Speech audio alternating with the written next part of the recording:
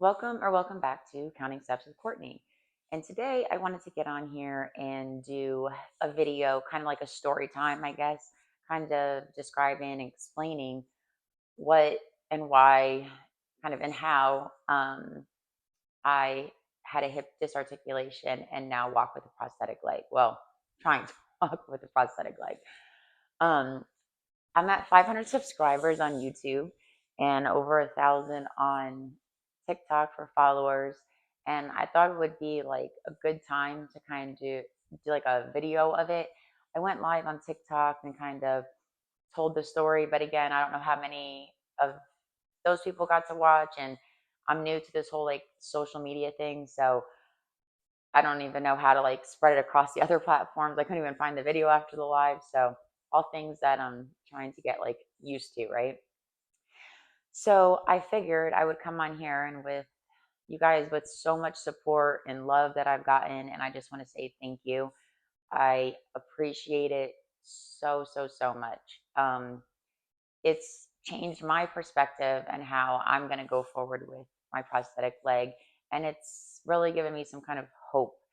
Um, and it's just nice kind of chatting back and forth with you guys, and also talking to a lot of people on TikTok where they're sharing their journeys as well with their prosthetic legs. And it's just amazing to see. And the little, I don't know if you want to call them relationships necessarily, right? Because we're all online and I don't know about that. But um, the following and the people I'm following has really just, I don't know, it's definitely more than I expected. I expected to kind of get on here and tell my story or like share my journey, right? And not get really that much support, but I felt like it was good to do it. I felt like if someone was out there struggling and could watch one of my videos, maybe it helps, right? So, also with this story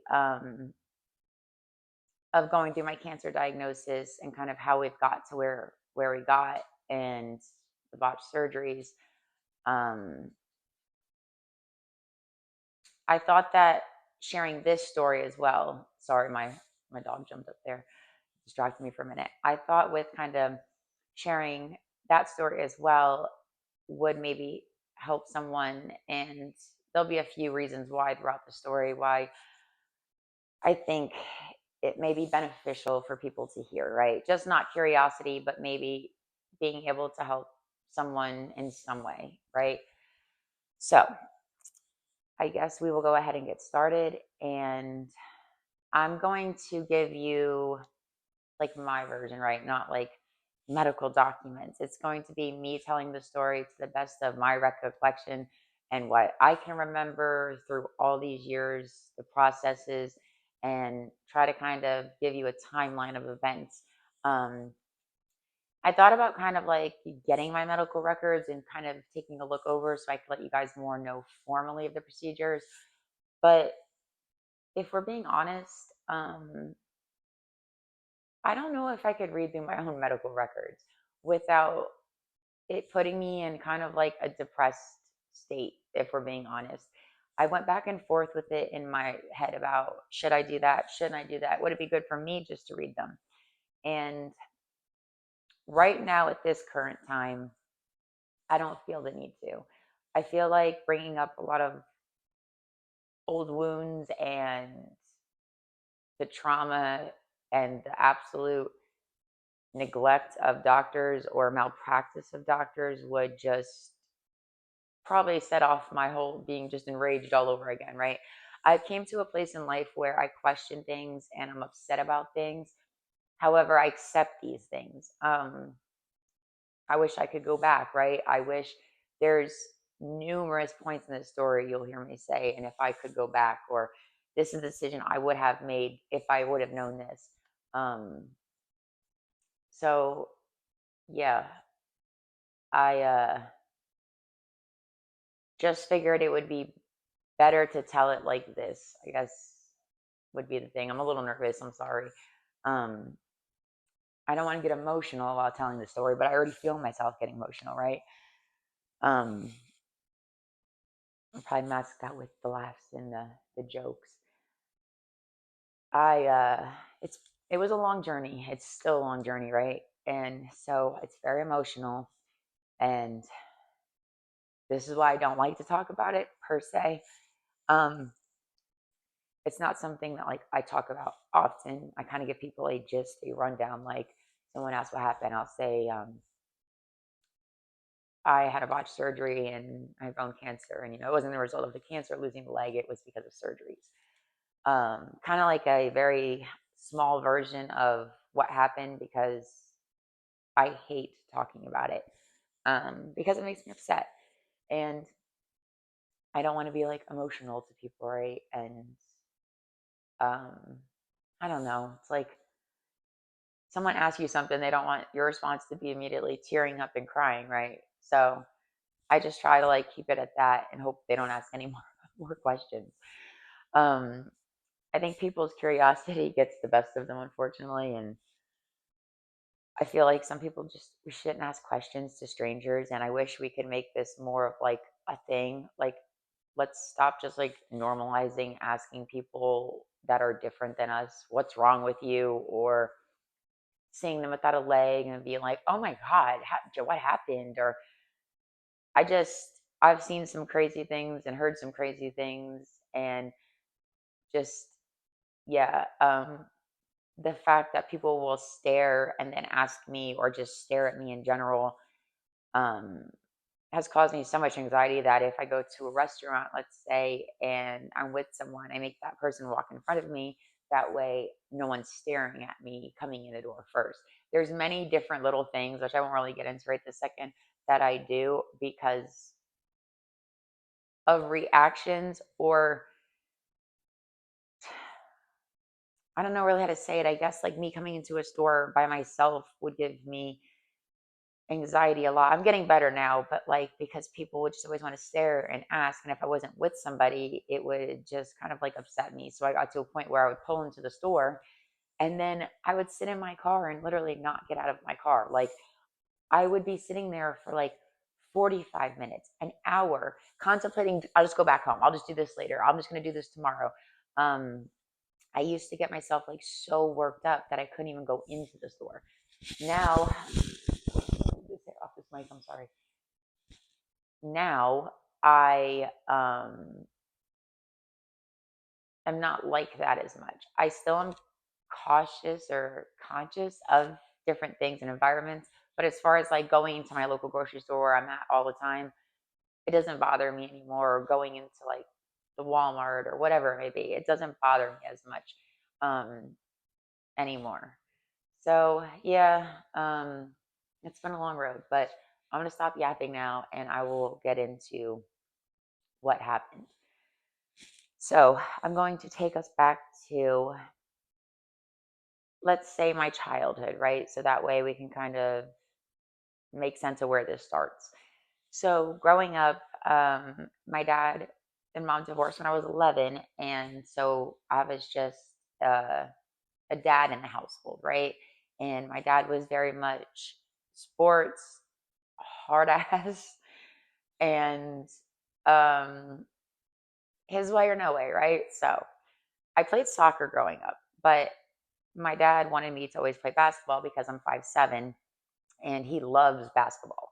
So he really wanted me to join basketball. So without me saying I wanted to join at one of my soccer banquets, um, he decided he was just going to sign me up for basketball. So there started basketball. And in that following year, when I was 12, I tried out for the team in seventh grade. I made the team, and that year I wasn't really good and I was not really confident and aggressive to play how our school played, right? So I was very shy and timid and didn't really have a huge knowledge of the game. But my dad really drove it and drove it and drove it. So he was like, I would say, the coach from hell. But anyway, um, he pushed me nonstop because his whole goal in all this is let's get you a sports scholarship. Let's send you to college on a basketball scholarship. So that started much of hardcore practices at home, workouts, the gym, school, anywhere and everywhere. My life was centered by sports. And at one point, I even became pitcher for softball because, that's what my dad wanted. So he built me a pitching mound, and oh my gosh, it's like completely tornado thunderstorm out here today. Hopefully, it doesn't pick up on the audio. Okay, so anyways, so my dad builds me a pitcher's mound, and really, well, now we're going with that, right? So between basketball and pitching softball, um, that was my focus.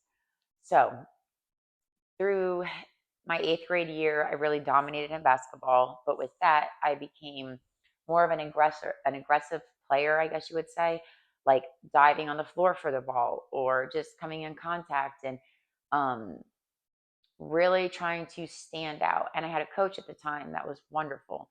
And he really pushed me because I guess he's seen the potential, right? So we really worked through that summer and training, and really I was doing well.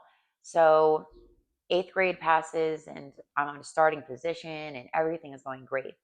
And that whole year passes, and we're entering into the ninth grade. I'm just trying to kind of speed it up for you guys.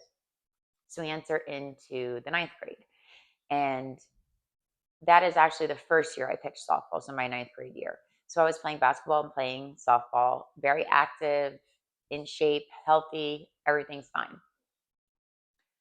During the course of that ninth grade year, or was it kind of like the eighth grade end of the year, I was in the middle of running down the court, and either some girl tripped me or something had happened, and I had fell onto my knee.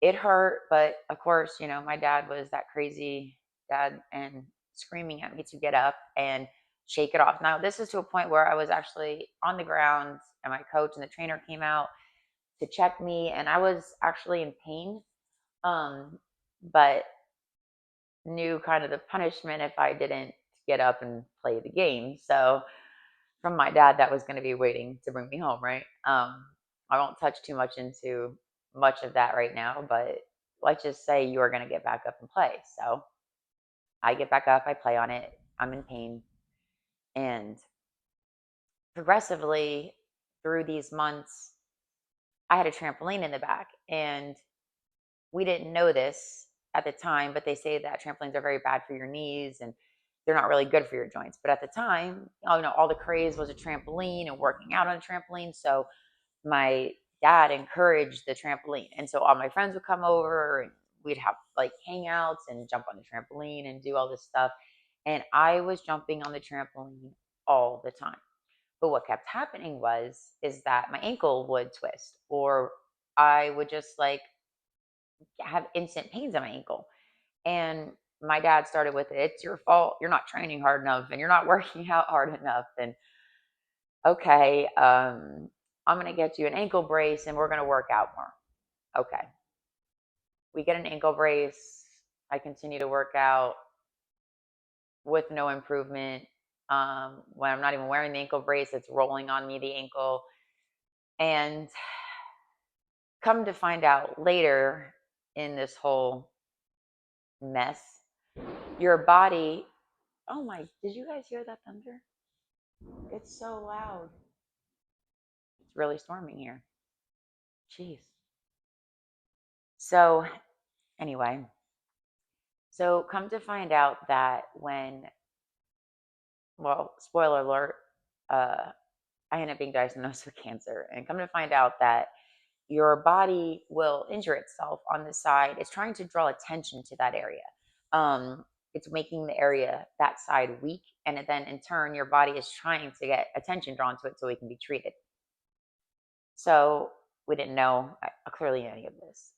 So through this time, I continue to work out, I continue to pitch softball, I continue to do all this, but while being in pain. So my knee starts swelling, and it's almost full of like a fluid substance. So my dad brings me all these doctors, and they're telling me, oh my goodness. I'm sorry, it keeps interrupting me. The thunder is so loud. I don't even know if you guys can hear that on the mic. Probably not. Might be like muffling the background noise. I'm not for sure. Jeez. My dog just over here sleeping on the couch trying to stay safe. Oh, okay. So at this point, my dad starts bringing me to doctors, to specialists, to orthopedics, and they're draining my knee. They're just saying there's inflammation, there's this, there's that. At one point, they're telling me I have a torn meniscus. They're telling me I have Lyme disease. They're testing me for all these things. I'm driving an hour away, or my dad is driving me an hour away, I believe once to twice a week to drain the knee. In combination with that, let's shoot it with cortisone. So, it feels good for now. And they kept draining it and draining it and draining it all the time. And no more than I would leave the office, my leg would be, or my knee, I'm sorry, would be swelled up again.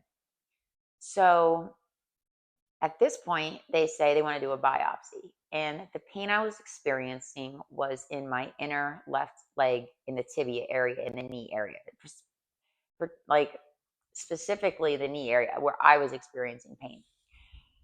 So, inner corner or inner part of the left leg that's in the tibia area. They decide they're going to do a biopsy. So, we do a biopsy.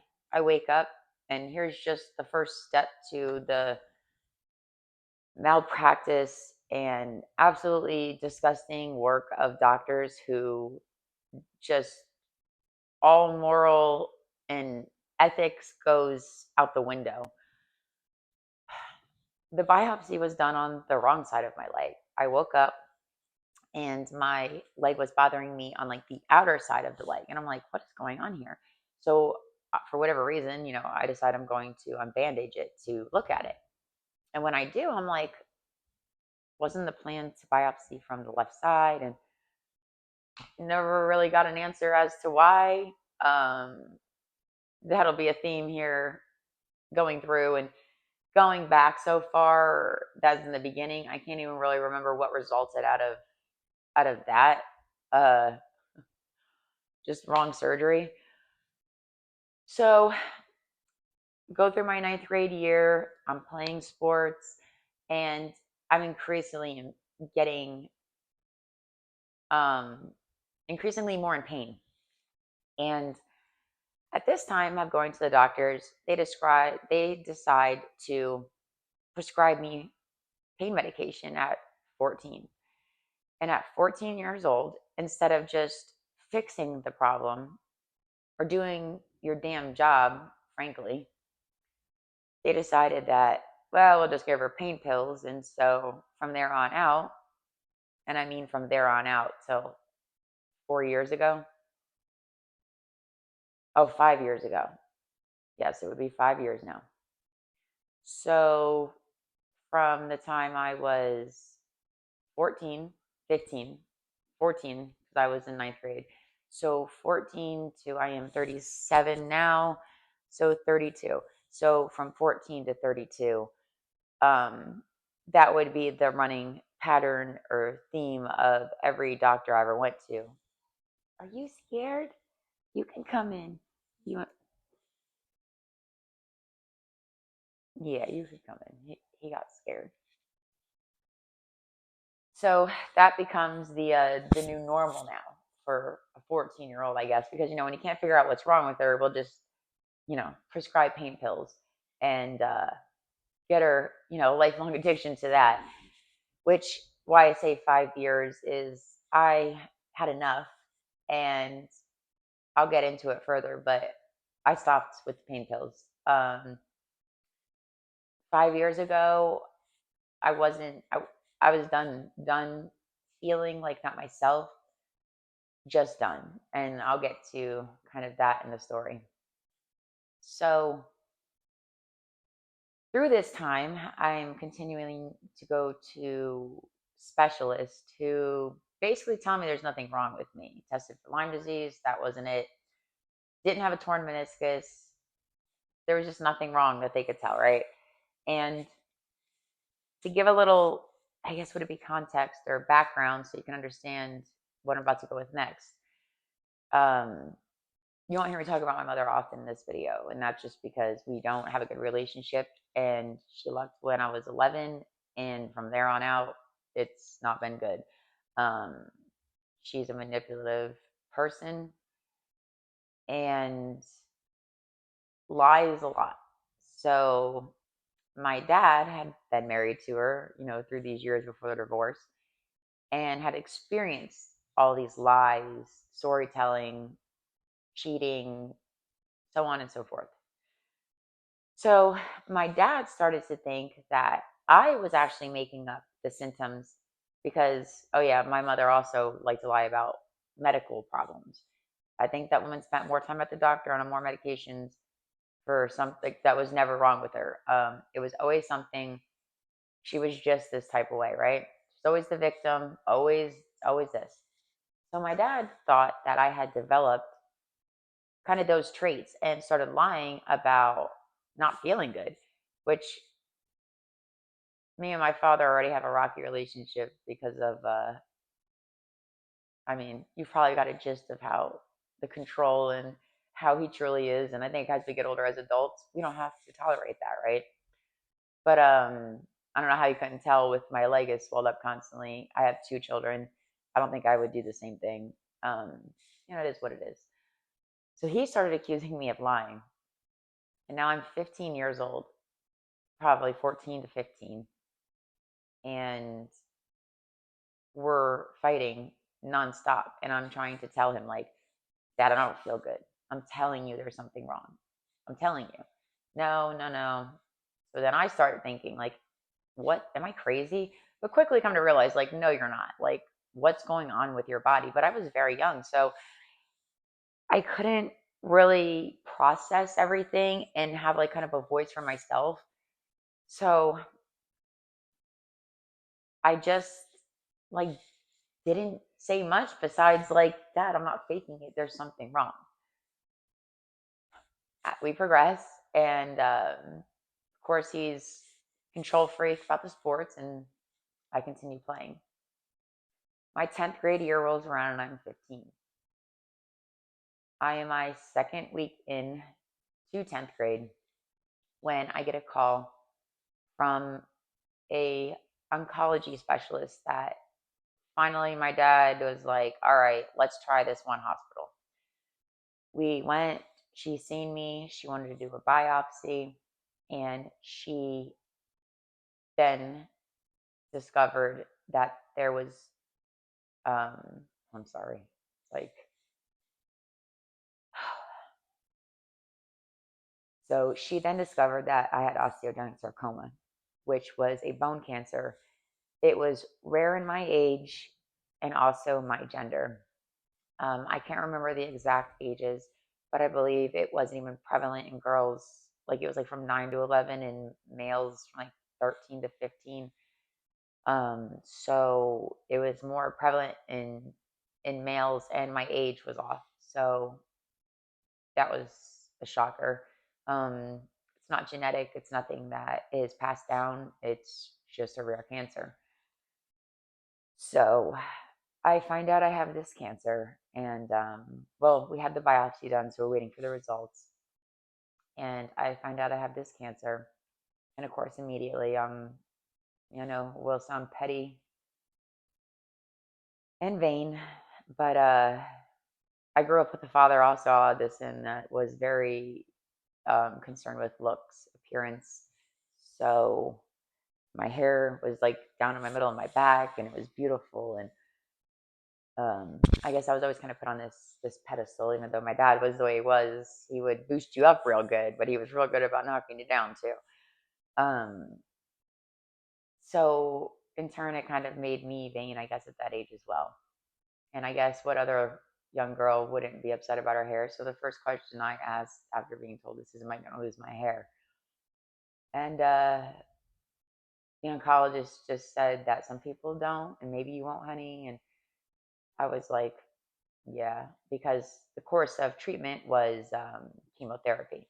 no radiation chemotherapy, and an aggressive forms of therapy, chemotherapy, because I had bone cancer the whole time. I was misdiagnosed for 2.5 years, basically, and having this bone cancer the whole time. And what finally, I believe, drew my dad to getting me some more help was um, I had started my 10th grade year, and so it was fairly early in the year. And I went from 135 pounds, toned and healthy, basketball, sports playing, to 98 pounds, skin and bones, in a month. And the school thought I had an eating disorder because of the weight drop. And he actually even called CPS on my father and had our home investigated. And obviously, that was not true. But when my dad had kind of, I guess when you were with somebody every day, you didn't like kind of realize it. But then when my dad started really realizing, like, oh my God, she has dropped like significant amount of weight. Now, mind you, I was still being prescribed pain pills, so that probably could have been a contributing factor to it. Which I think if you're a doctor and you prescribe pain pills to a child long term, you should be in jail, and you're a monster, because they are no joke opiates, and it's irresponsible and a lack of doing your job and finding what the problem was. You just wanted to shut me up and keep me pain free, um, while simultaneously, just getting me addicted to a drug, um, because I needed this pain medication because I was in so much pain. So, anyway, we find this out, and I was told I needed to immediately, come in and start the rounds of chemotherapy. We made a plan, and what's the hardest part to swallow about this? I guess it wouldn't be the hardest part to swallow about this whole story. Is that in the beginning, when I had cancer, I had a doctor, and she came from the Philippines. And where she came from, they believed that you don't, you just amputate. You take the limb that's bad, you take it off, and you're done with it. You get a prosthetic, and that's the best course of action after chemotherapy. Being that my dad was very vain and really influenced my decision, which, again, I don't know, like, what person decides they want to take their leg. I don't know what person, if they're given a knee replacement option or an amputation, is not going to take the knee replacement, right? And my doctor, the oncologist, she really advised that to do it this way, and from the knee down, I would just have a prosthetic, which, looking back, would have been so much better because I would have had all that limb left. Now I have no limb left because, as we get into it, multiple surgeries that I ended up having, I had to have it removed up to that point. So that was a big regret on my part. But the doctor that I went to worked on sports athletes, like top top athletes. Never in a million years did I think that the surgery was going to go bad, let alone we'd be sitting here today with me filming this video in front of you, right? He promised me the world. He promised me he was going to watch me walk down my graduation. He was going to watch me cross people up on the court, and I was going to get back out and play basketball again, because, that was my dad's main concern, was like, how can we get rid of this pesky cancer and get that basketball scholarship? So we were reassured, and boy, that went way wrong. So midway through chemotherapy, well, about 6 months in, they decided, I guess, yeah, we were about 6 months in. They decided they would go ahead and perform the knee replacement. They would cut away the cancer, or yeah, knee replacement and cut away the cancer. Okay. Come in for surgery about 5 a.m. prep, and my surgery did not end until 7 p.m. And I'll never forget the doctor coming up to me that morning and in tears leaned over me while I'm laying flat on a bed, looking at me, telling me when he sees me, I'm going to be up and walking, tells me he's so proud of me and everything's going to be okay. You're in good hands. Yeah. So, I'm sorry. Just like reliving that, and I could still see, I don't have a tissue in here. I should have brought a tissue. Probably would have been smart. Let me go get one. I'll be right back.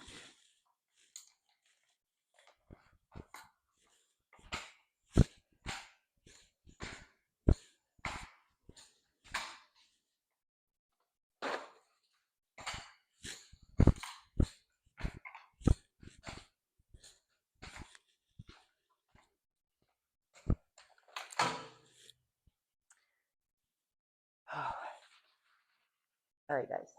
I'm back. Sorry about that. Jeez. I wasn't planning on getting emotional like this soon into the video, you know. I'm sorry.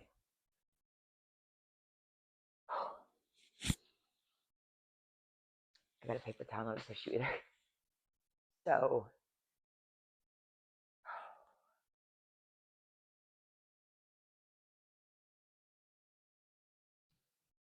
after I woke up from the surgery, I was put into a CPM machine. And for those who don't know, um, a CPM machine is something that they will take and put um, your leg in so it will straighten and then it will bend and give you motion, right? So because your muscles are healing and you're trying to get readjusted and just having surgery, they don't want the leg to stiffen up and create, hit the mic. They don't want the leg to stiffen up and create scar tissue. So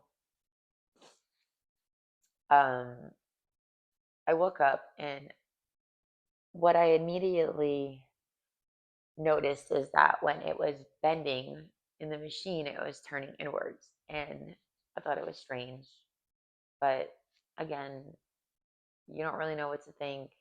Again, you think you're in a safe place. You think that you're with medical professionals that um, have your best interest, and could be farther from the truth. So, of course, they push physical therapy like nonstop after surgeries. It's like borderline annoying because you're tired, you're in pain. Um, you just don't want to get up out of the bed at 5 a.m. to do blood work. You're getting poked and prodded all day, and that's rough. So they immediately get me up on the leg to stand and walk. And when I stand up on the leg, I can see that it is bowed inward. Now, I try to take a few steps and I tell them, like, I literally can't walk. Like, it doesn't work. I cannot walk. Do you see it's going inward? Why is it doing that?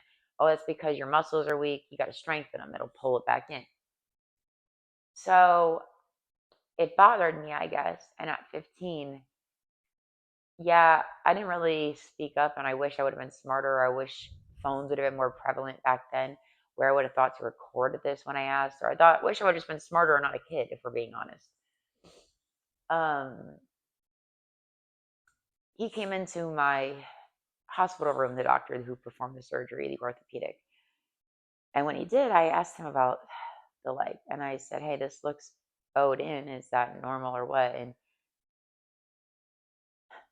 this man literally looked at me and said, "Oh my God, I'm so sorry. I think I was just so tired. Let's schedule you again for OR and we'll get it corrected." Yeah, I know what you're all thinking because I'm there with you. The words that came out of his mouth will replay, and how he said it just like that, like, "Oh, I could have been tired and let's get you back in the OR, for more surgery." Like, you have no clue what you just did. So I said, "No, thanks." I called my dad.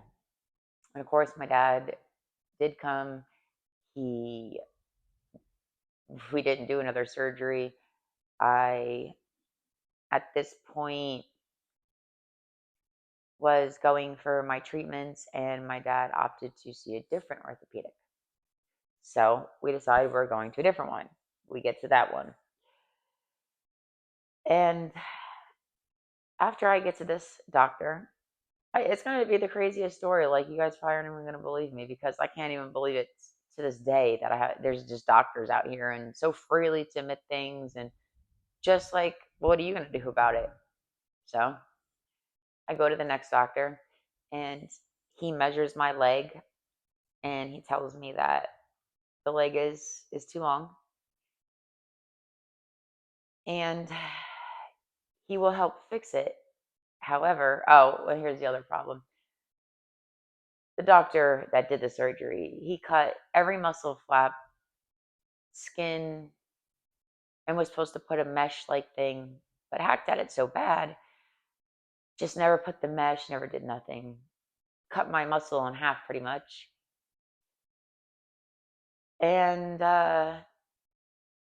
my knee replacement literally sat on my skin. And skin on metal causes so much nerve pain. I can't even begin to tell you how crazy the feeling was of having that. Yeah, just so you're aware, if you didn't think that, or you thought that was the right way to sew someone up after a knee replacement, it's not.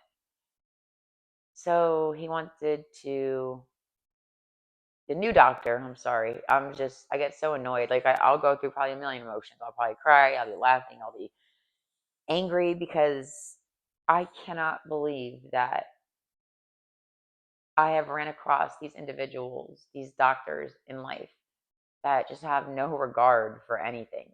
I just, it's disgusting. And the doctor was still a practicing doctor, nothing ever done, no, nothing. So anyway, new doctor decides that he's going to help, but here's the catch. My dad was saying, like, I'm suing this doctor that did this to her. This is ridiculous. And the new doctor said, well, sir, if you want to go that route, then I cannot help your daughter. And my dad said, what do you mean? And he said, if you want me to testify, if you're going to bring that doctor to court and ask me to testify to what I just discussed with you, I will deny it. I will deny it, because if you go against any of these doctors, your name gets tarnished. Your practice gets it just disappears. Like, it's like they get blacklisted from the medical community if you dare testify against another doctor. And, like, I wanted to ask him, like, I know he had kids. If this was your kid, like, what kind of morals is that? What kind of ethics is that? When's that taught at school? When you were going to college to become a doctor, was that taught to you? Just disgusting. So my dad was so desperate to just get it fixed that he said, okay. Plan was to go in to revise the knee replacement, to add the mesh, to see what he could do to fix it. Well, turns out once he got in, of course it was longer, and then he finds that everything he needed to finish or use for the new stuff being put in and whatever was cut and just gone. Just for no reason. There was nothing put in, like the doctor said. And yeah, he just, like, hacked at my leg, took out everything, put a knee replacement in, closed me up with skin on metal, and called it a day. So that left me with no option to ever have the skin off the metal, pretty much, because there was nothing. He could not do anything to fix how bad this surgery was. But hey, you know, don't ask him to go to court and testify. I'm only a human fucking being. Sorry for my mouth, but jeez. So starts the surgery after surgery after surgery. after surgery to try to reconstruct the leg. So he does his best. And then I go somewhere different, I guess. I don't know the rhyme or reason for it. Again, I'm now 16. And I just literally get poked and prodded and like a science experiment, how I felt. All while let's just keep pumping you full of narcotics. Let's keep giving you a drug addiction, essentially. Granted, I wouldn't consider myself an addict, but I consider myself someone who developed a habit because a dependency, that would be a better word for it. Developed a dependency on this medication. One, because I was in excruciating pain nonstop.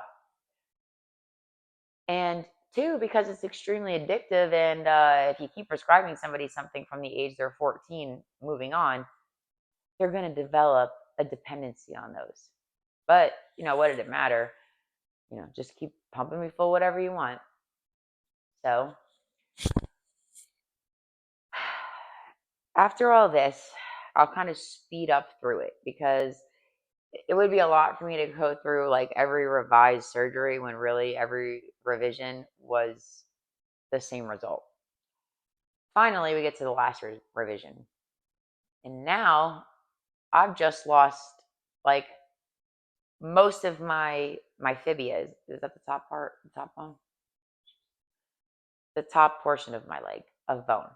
Because the replacement, each time it's gotten redone, has had to just keep breaking apart a bone and shoving it up further and starting over. And so I get to a point where there is now a rod running basically into like where my pelvis and like hip joint reach. Like maybe like this much from that area. And I start sitting and start realizing that every time I sit, I'm getting this grinding motion and my leg is locked. Like I would go to sit and it would shift. So inside, like the bone and the replacement would shift. I go to a doctor. I go to the emergency room because I kept feeling this and I'm like, something's wrong. Literally tells me that it's nothing, that he doesn't see anything. It is what it is, right? Well, even I could read an x-ray. And as he has the x-ray up on the board, there's little shards of white coming down from that area, like sprinkled around this. Where you can see in the x-ray is like my bone meets replacement, and my replacement's inside of the bone, like so. They carve it out, I guess they put some kind of cement, medical bonding or whatever, and then the rod went into it. So I'm looking at it and I'm like, well, what's all that? I forget the answer he even gave me. Needless to say, it wasn't anything, not according to him. So after I seen this x-ray, I was like, no, something is wrong here. I end up going to a doctor where he does an x-ray and discovers that the rod has actually broken apart the remainder part of my bone. And it was every time it would shift, it was just shattering more pieces and more pieces. So all those little fragments were my bone. They were pieces of cement just floating because it was breaking inside of my body. Like, just another time. I mean, on more times, I could get into other doctors that I went to and the horrific stories I dealt with. We'll save all that. But yeah, it was pretty crazy. So this new doctor that agrees with me there was something wrong says, here's what we're going to do. We're going to do a hip replacement, a knee replacement, and I believe it was he would help if I had the medical records. I believe it was the socket stayed and the ball got replaced, or one of the two. I don't know, or if it was a whole thing. However, um, they end up deciding to do the knee replacement to the hip joint, so it'd be all one big piece, all start fresh, one new big piece. Well, still couldn't put that mesh in. Still couldn't give me what I needed because it was already damaged. So skin on metal again. And after this surgery, I had staples. Staples came out. And I went to a movie theater with my son. And when I went to this movie theater with my son, they had these car racing games. And my son wanted to play, and he was like, my daughter was 6, so he was like 4, 4.5. He's sitting on my lap, and he decides, like, he didn't decide, I guess. He just kind of kicks back, right? And this opens because the skin is so tight on the knee replacement that this kind of like cracks it, and it makes it like scab over, like it kind of leaks a little bit and then it scabs over. And I'm like, oh my God, and he barely tapped. But because it's literally the thinnest part of skin on top of a knee replacement, yeah, it cracked. So I go home, and at this point, I am in denial. I am just fed up with just being a guinea pig. And I use that term a lot in this because that's how I felt. Um, and I am like in denial that this can't work, right? Like this has to be the answer. I am in pain, just non-stop, even with the medication, to the point that I get an epidural pain pump put in internally so I can dose myself with doses of morphine because I am in such pain that I can't stand it. My leg is purple and blue. My leg has no function to it. I can barely get in and out of my car. I'm limping. I'm just miserable. And, I have no quality of life. So my leg progressively starts to split more. And this is going to be wrong on my part. But looking back, I believe that the sepsis was already there, and the opening of the knee, like my son almost like saved my life because for a while, even though he was little, he must have remembered that incident, or somewhere throughout medical of further stuff down the road, maybe I had to explain the story, and so with the story came the reasoning to what happened and this, that, and the third, right? And so for a while, my son felt bad, and I felt so guilty over this. So I was like, like one day it hit me, and I was like, it was leaking out. Not good. Sorry for too much information. It was already leaking out, like not great colored fluid when it actually opened. I think that when he pushed or he kicked back, it broke it open, but it allowed all that infection to get out.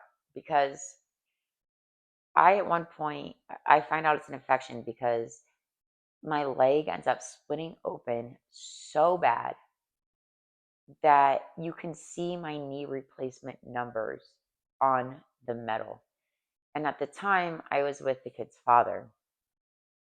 And I'll never forget him bending down by my knee because I was wrapping it nonstop because it was literally oozing infection. And I say this is my fault. Why I said it before is because I was in denial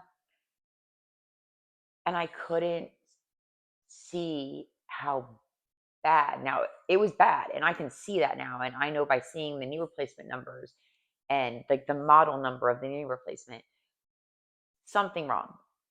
But I knew, I guess, like deep down, I was going to see that I was going to lose that leg, and that like that was my last hope.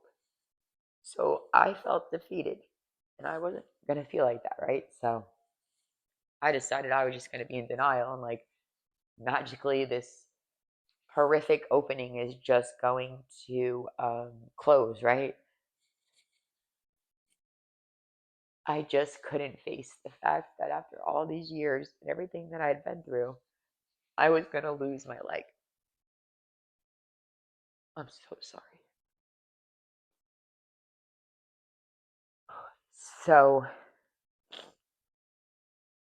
after it got, so the kid's father had bent down to see the leg, and when I unwrapped it, the smell was so bad. Just like a rotting leg. So at that point, I had children, obviously, and needed to take care of myself, and which was already a struggle in itself. I didn't have a good support system. The kid's father, that's a whole other story in itself. Um, and for the most part, I made it work. I did all the football games, baseball games, the school plays, the school activities, the school dances, team mom of football. For the most part, I was able to keep it together on the outside, right?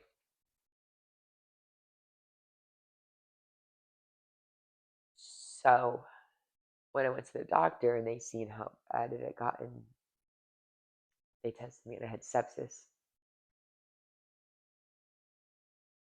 And he told me it's so bad. And actually, I kind of got out of time frame there.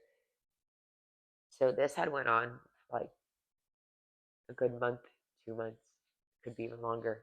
I literally just kept wrapping my leg with the doctors trying to give me antibiotics and help.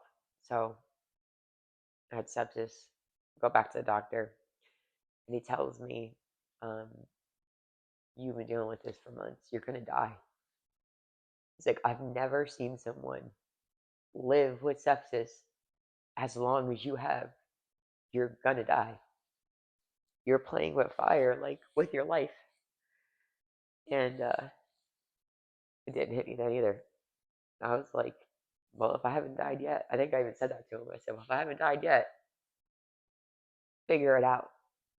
And I looked at him and I said, all the technology and all the science that we have, there's got to be something you can do and do it. And he looked at me and said, we do not have any more options. We have to take this life. And I said, nope. And I left. Looking back, I'm an idiot, and I know in the comments down below you might think I'm stupid. But I could not process that. Since I was 13, I was dealing with pain, and since I was 15, I was dealing with bone cancer, a botched surgery, and doctors I couldn't hold accountable for. Nobody listened to me. I lost myself, and I was like spiraling out of control because I was scared. I was no support system. I didn't know what to do. And I ended up going home. I go home, and I would say a few days later, this must have been um, September-ish in the beginning, and then September 25th is my daughter's birthday, and so it was her 6th birthday. And my, at the time, in-laws, they weren't really my in-laws, but I just called them that because I was with the kid's father since I was actually 13. um, my in-laws at the time were over, and we were making my daughter this big, it's like this thing I've seen on TV. Her grandmother had got her, and it was this big cupcake, like huge cupcake, and her grandmother really wanted to make this with her for her birthday. So I said yeah, and they came over, and I remember sitting on the couch, and then I remember feeling not okay. I remember kind of going in and out and feeling very, almost like a high feeling, but I hadn't did anything. I hadn't taken like any medicine. I mean, like extra medicine or something. And I started to feel like very delirious and burning up, like just hot. And I remember like looking at the kid's father and being like, something's wrong. Something's wrong. And I literally just started kind of like, I wouldn't say fading out of consciousness, maybe. Um, they end up rushing me all the way, not to our local hospital, because they wanted to bring me to a hospital I felt comfortable at because they knew how I was. And I actually think I begged not to go there to this local hospital at the time. And went to the hospital. I got a whole big dose of antibiotics. And at the time, they had like a fellow, I believe is what they were called, like uh, the underground, like somebody under the doctor that's just learning. And he came in and he told me I had to take my leg. And I don't know about, like, you think I'm pretty much dying here. I would just listen. I'm in an emergency room with a doctor who doesn't know me. And his approach was so cold and matter of fact. And he was like my age, like younger. And I just looked at him and was like, I'm sorry, my language. I was like, I'm fucking out of here. You're not fucking touching me. And I left. I freaking left. But I did go home. And for whatever reason, I guess that was a close enough call for me because I had a 6 year old. Oh, and he was 3.5 or time. And I don't know.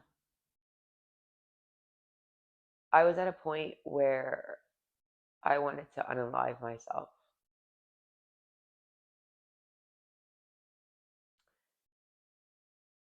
And I don't like to admit that. However,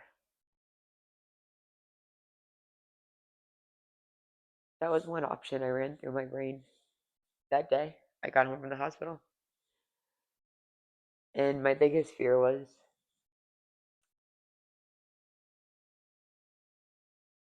again, the support system that I had at the time. The kid's father would not have been good for them.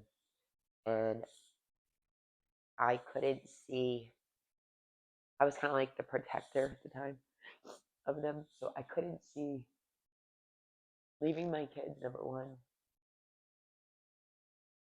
and leaving my kids with somebody like that. I couldn't get out from the relationship for 18 years. And I finally did and did the right court measures and got out. But I just couldn't do it to my kids. So something came over me and I said to myself, the leg's got to go. I called back to, it was the on call doctor, which got in touch with the office for my doctor or for my doctor. And I said, I want you to take the leg. And this was like on a Sunday, somewhere around there. I don't know, like on a weekend maybe.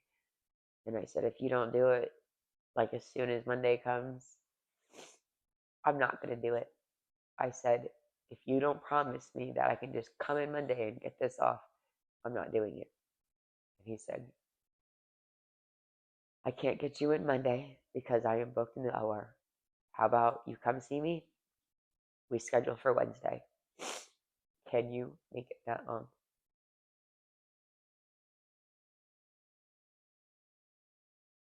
Looking back at it now, I don't know how I made it through that long, but I did. I had the amputation, which was rough. I woke up believing that my leg was still there and that they fixed it because I was heavily medicated in phantom pain, and your brain doesn't process that a whole leg has been taken off yet, right? It still doesn't really. So I was feeling sensation there or the weight of a leg without having a leg. So then once the medication wore off and I realized it's actually gone, um, it did, I did freak out about that. Because I wasn't really, I don't know, I guess I was prepared, right? But then when you wake up and I felt like it was still there. So then when it wasn't, it was like a double shock for me for whatever reason. And of course, to make you get up, that was traumatizing, to say the least. I went to go to the bathroom, see myself in the mirror, and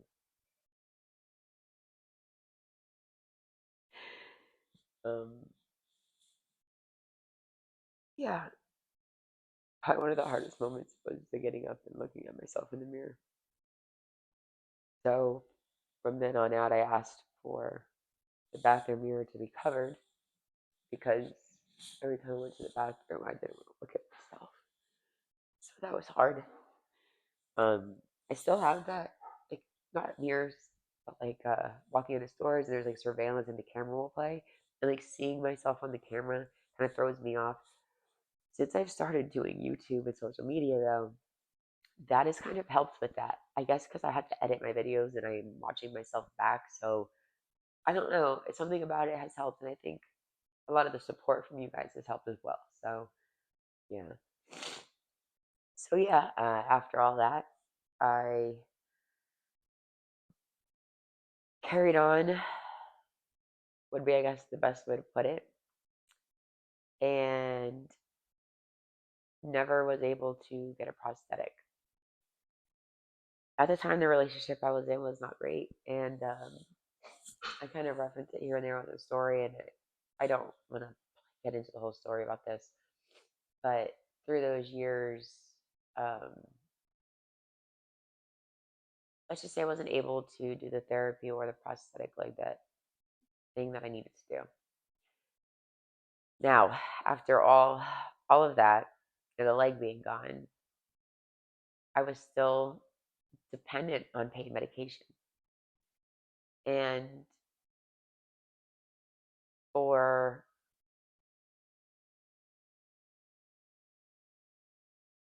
let's say, the next 3 or 4 years after the surgery, give or take, um, I continued to take pain medication. I never had the pump removed. The doctor just kept doing it. I had horrible neck pain, back pain from using the crutches all the time, from having no leg and just trying to readjust with that.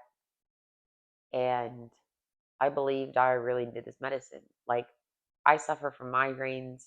I still suffer from migraines, but I thought the migraines, they weren't even getting better then. I don't know why I thought that would help, but I was told so.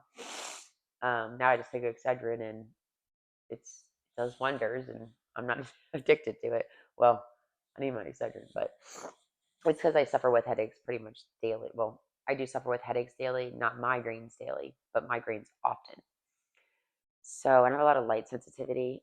Um, they say that's due to me withdrawing myself off the pain medication uh, pretty quick and just so instant that it can actually affect your light sensitivity of your eyes. It's a rare effect, but it can, and that's what an eye doctor has explained to me about my eyes, which is crazy. It just goes to show you that the medicine is toxic and affects every part of your body and is no good for you. And I now really frown upon the pain medication, and I understand there is a need for medication. However, I am very anti medication now. Um, I think we have more natural stuff, if you guys know what I mean, that is better for cancer patients. And I think that with the new research of, how do I put this and I say it on YouTube, with plants, I think that it's groundbreaking, and I think it's amazing if we can get people off the opiates. But through that process, um, about 5 years ago, I got sick of it. I was in a very toxic relationship with the kid's father. I wasn't in pain anymore, per se, from the leg. And I kept asking the doctor to um, take me off the pain medication. Like, I don't even know how I feel without this medicine. Like, I'm in pain, but how do I know it's real pain? Like, I just want to be off of it. I was always kind of just given a runaround. I had a pain pump put inside of me that only that doctor would be able to remove because no other doctor wanted to remove it at the time. And I feel like I was like bullied into taking pain medication essentially. So, one day my pain pump ran out, and it always has this like alarm thing, and it would drive me nuts. You could hear it from inside your stomach. And I just was like, yeah, I'm not going to get it refilled. I was like, they don't want to stop giving me the medication. So I don't want to do it anymore. I'm not going to get it refilled. I'll fix your asses. I will stop it. I had got to a point where I was losing myself. I lost myself. I didn't like how I felt on medication all the time. I wanted to be clear minded. I wanted out of the relationship with the kid's father. And in my brain, I knew the only way to do that was to get off of everything, the medicine, the pain pump. It didn't matter. And I'll deal with how to get this pump out of me another time. And at this point, I had actually moved states. I moved out of like my hometown, moved somewhere to be closer to my grandma, and then she passed, and we ended up moving back to our hometown, right? So at this point, um, life was just not good, and I made that change. I woke up and it was beeping and beeping and beeping and beeping and beeping, and I said, I don't care. I didn't have any pain medication, and I said, I'm gonna see how this goes. And I had to go to the hospital one time because I literally thought I was dying, and I was like, am I really? Can you? And I'm looking it up online, and I was like unsure, and so I went one time, and they prescribed me medication there, and I fought with myself over that. Should I take this? Should I not? And will this just help me feel better and then come back off of it? And I don't know why I took it, but it was the best thing I ever did because I took it, and after I took it, the feeling I got from withdrawing to going back onto it to the how I felt on the medicine was it for me. I flushed the rest and I said, nope, this is how it starts again. And that's exactly what the emergency room did. I came there telling you I am withdrawing from medication I have been on high dosages. And your response is to give me pain medication. Smart. Anyway, I end up after all that staying off the medicine, completely clean of everything. And I, within that year, had left the kid's father and was clean. I just had 5 years on April 12th. I don't really count the date, but the date sticks out to me, so I'll notice it. I don't celebrate it. I just think, like, wow, you came a long way, and good for you for putting your foot down and living life pain free, um, pain medication dependency free. And it's made me just grow as a person. And I think that I never thought I would get there. I never thought I could leave the situation I was in. I never felt strong enough. And with getting off that medicine, I felt strong. I felt like you're smart. You got it. You will get it. It's going to be hard and you're going to struggle. But I mean, life hasn't been easy yet, right? So, yeah, um, makes me feel good. But I don't like to reminisce on it. Uh, I have an appointment on May 2nd with Hanger Clinic um, for a new appointment to see a new prosthetician. I don't even know the word. I'm so bad about remembering that particular one, and I'm gonna mispronounce it anyways or missay it. And yeah, I'm excited about that. Um, what I was saying, I guess, about the reminiscing, I don't reminisce about it much, but I have that new appointment. And I will have to, talk about probably what happened because they always like to know, right? So, yeah, I try to keep it at bay. And although there was many a times throughout these years, would have, should have, could have, it just is what it is. And I sit here and I smile and I say that I still have a hard time saying that and believing it. I try to, especially when I start getting down about it. I tell myself that, and I'm like, just stop, just stop, just stop, just stop, because it doesn't matter, right? We're here, and I'm here in front of you guys telling the story. So that is it, pretty much for the story. And now my life is good, and I never thought I'd be here. So I'm going to keep trying with that prosthetic leg and be grateful that I have that prosthetic leg now. And sometimes when maybe I talk about it out loud and hear myself, it makes me more grateful because I'm like, you know what? Walk with that leg. You should be grateful you have that leg. You didn't have that opportunity years ago, and you have it now, right?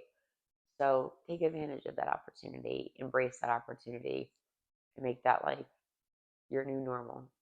And yeah, so if you guys made it this far, thank you. Please like, comment, subscribe. Follow me on TikTok, Instagram, Facebook. I'm horrible about Instagram and Facebook. And also, if you guys like true crime, I also do true crime. You can subscribe to my channel. It is On This Date X True Crime. And it's all one word. So On This Date X True Crime all together. Um, and you come watch me talk about some crime. And is anybody watching the Karen Reed trial? Reed retrial? Getting good, getting real good. You can let me know what you guys think below about that too if you want. But thank you for listening. Sorry for the emotional tangents here and there or the crying. Um, but yeah, you guys have a great night. Thanks for watching.